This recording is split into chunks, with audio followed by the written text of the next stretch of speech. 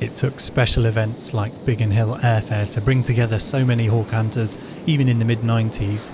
Here we're seeing 2 aircraft from the old Flying Machine Company, and we'll hear from Mark Hanna about those in just a moment. And 4 aircraft from Barry Pover's classic jets, scrambling to fend off the MiG-15 attacking Biggin Hill here. The commentary you'll hear is from the original programme released in '96, and you'll note some optimism around classic jet flying and even talk of lightnings in there too.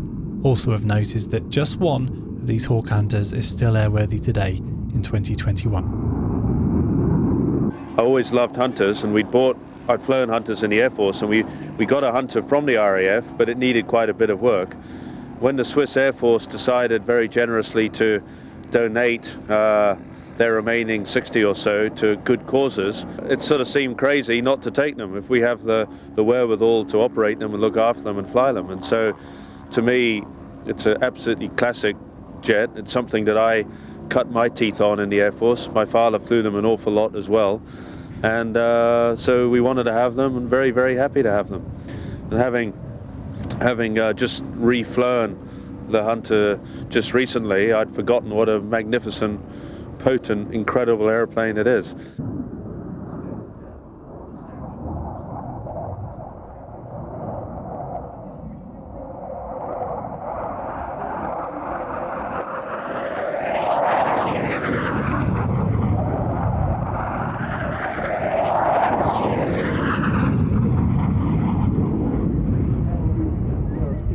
I would really compare it to when I first flew a Spitfire. You get airborne and you start getting a feel of it and you think, this is right, this is just like it's supposed to be.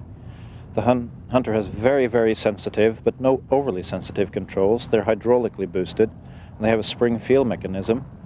And this is set up so that, you know, the stick forces on the controls are the same if you're at 150 knots or 550 knots. But it's never, through its speed range, does it become sluggish or overly sensitive. So they've got the flying control part of the Hunter very, very right.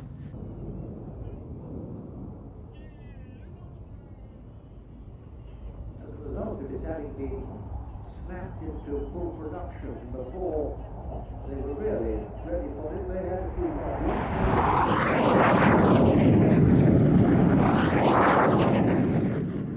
Barry Pover of Classic Jets has brought no fewer than 5 Hawker Hunters to the Biggin Hill Air Fair.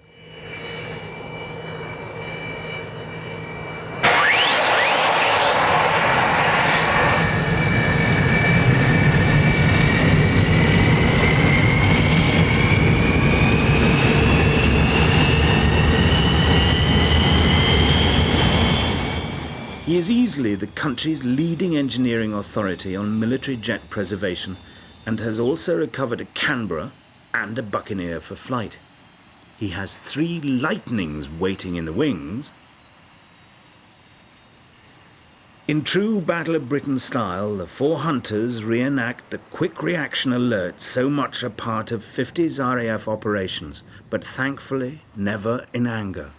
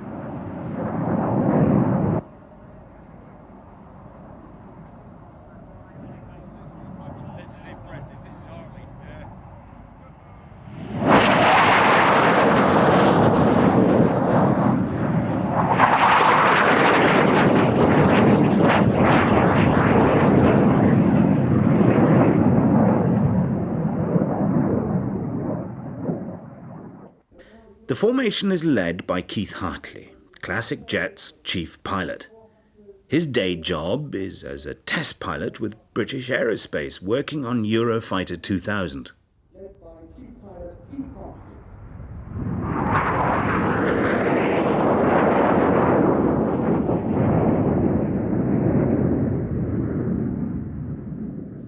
The other three are all ex-Navy aircraft operated by Fradu for fleet defence training.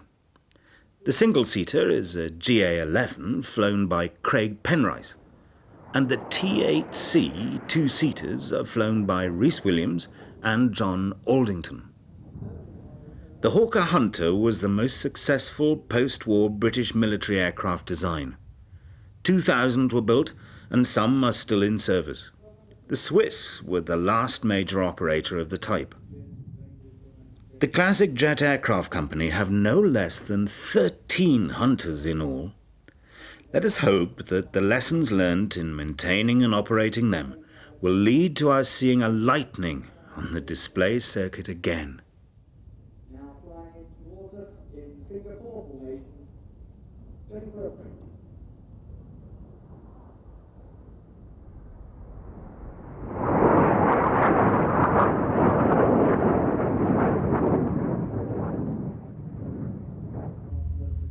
The formation splits, and John Aldington, with our minicam on board, prepares for a solo routine. John had a distinguished RAF career which included display flying the Lightning. He's now captain with Air UK. You don't see nearly enough lightnings on the back of pilots' helmets these days, do you? Some wonderful scenes there from on board one of the Hunters in this sequence from our programme on the Biggin Hill Air Fair from 1996. A fabulous event in its own right and worth exploring the rest of those displays. It had everything from Vickers Vimy replica to Su-27 flanker, all flown with gusto and spirit, shall we say. Also German Tornado and F-16, and a superb sequence from Spitfire MH434 as well.